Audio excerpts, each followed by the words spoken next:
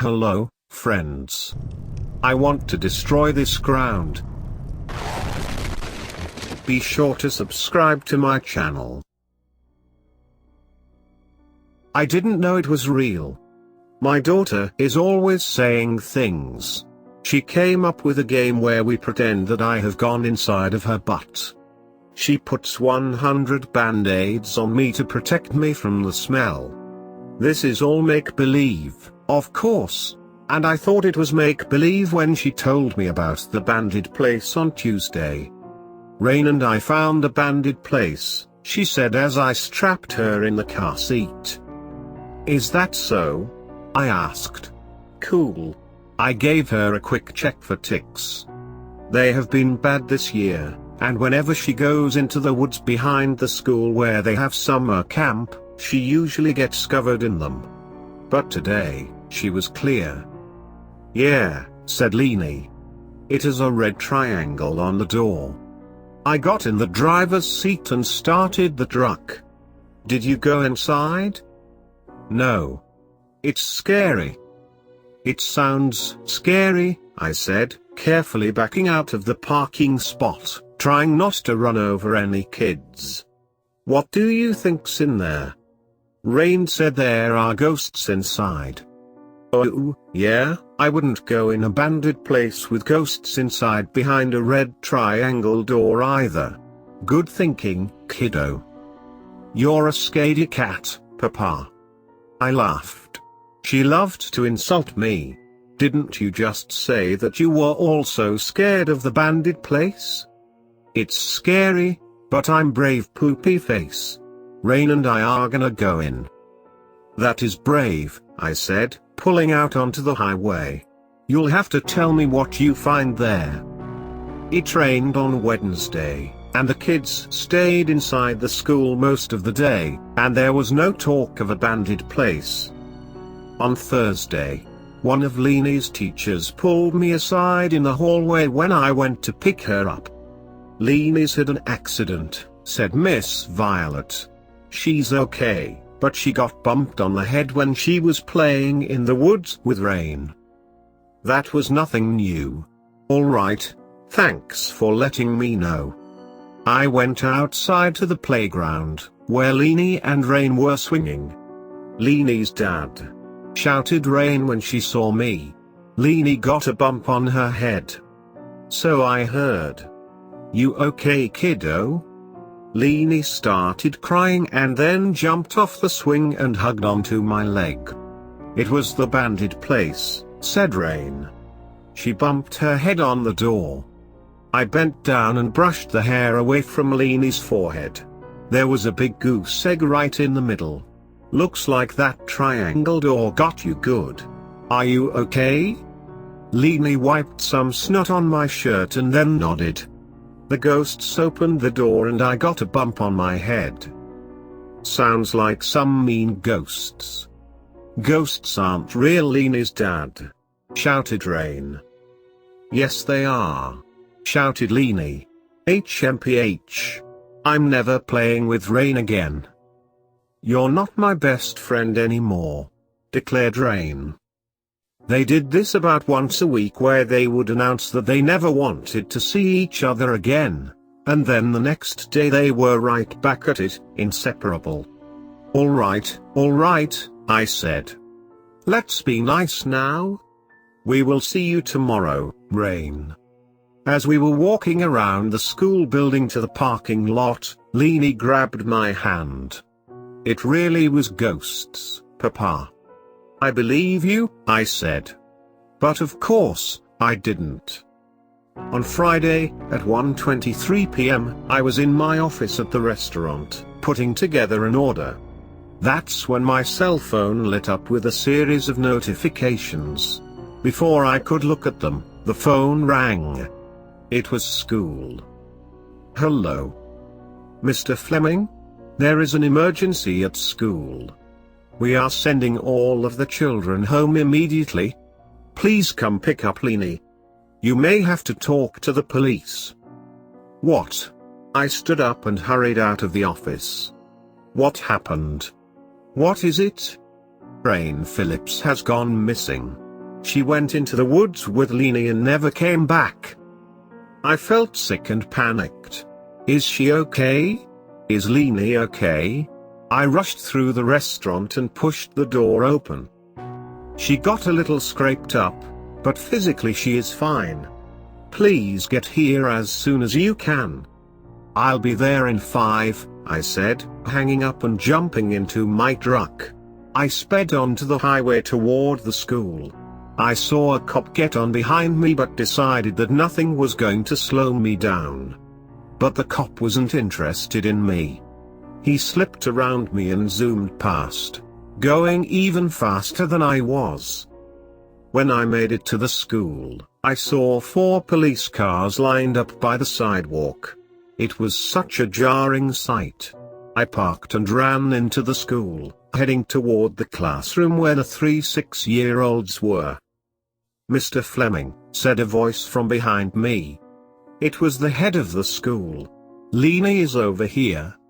She pointed to a different classroom. I saw the train's father, Tony, was standing outside. He looked up at me with swollen eyes. "Please," he said. "Please. You have to make her tell the truth. What really happened? What happened to Rain?" I nodded and followed the headmaster into the room.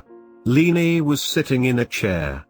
A cop was crouched down in front of her, and I saw that her arm was bandaged up and her eyes were red from crying. I tried to stay calm. "Leanie," I said. "What happened, sweetie?"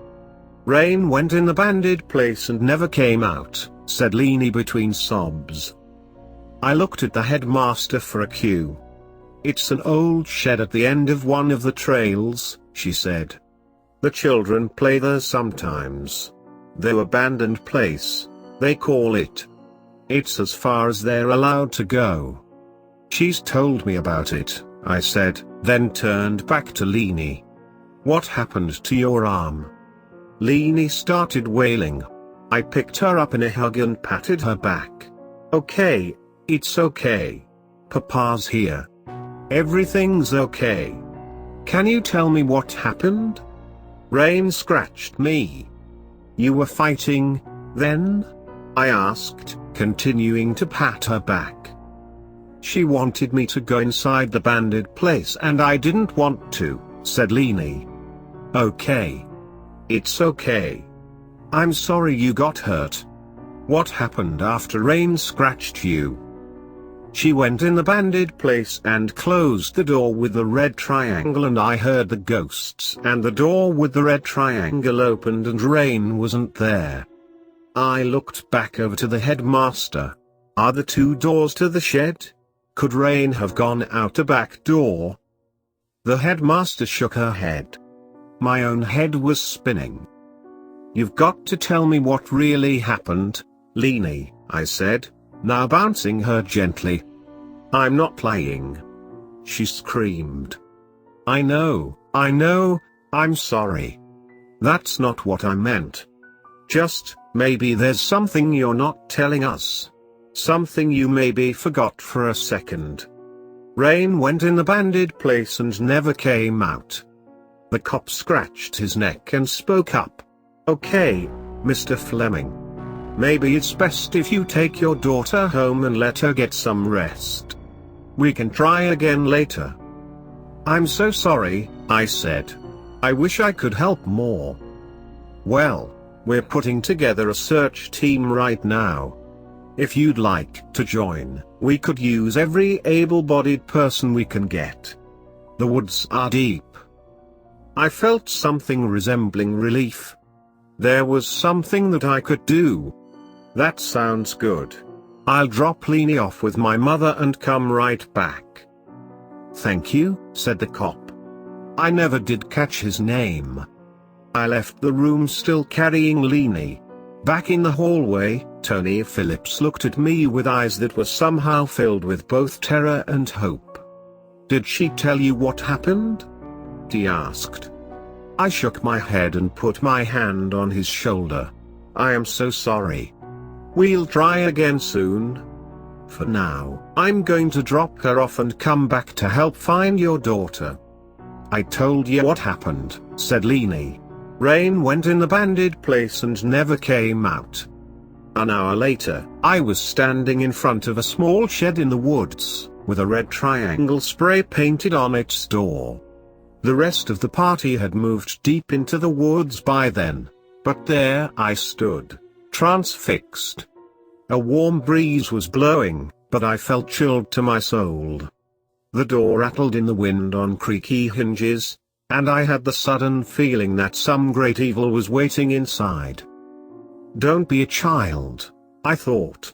I took a deep breath and pushed the door open. There was nothing inside. Of course, there wasn't. The police had already done a thorough search, and there wasn't much there to search anyway. It was a very small shed, with nothing inside. I heard footsteps on the path behind me, and the terror returned. My nerves were raw. I stepped behind the shed and waited. I don't know what I was expecting to come, but what actually came was the K9 unit. Our town didn't have its own unit, and one had to be brought in from a few towns over. I stepped out from around the shed as 3 dogs walked up alongside 3 police officers and began sniffing the ground.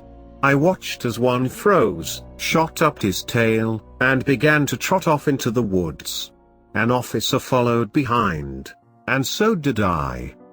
The dog sniffed the ground, and let his nose lead him through the thicket. It was not far at all from the shed when the dog stopped and barked. He had found Rain's hand sticking out from under a pile of brush. Somebody had bashed her head repeatedly with something heavy.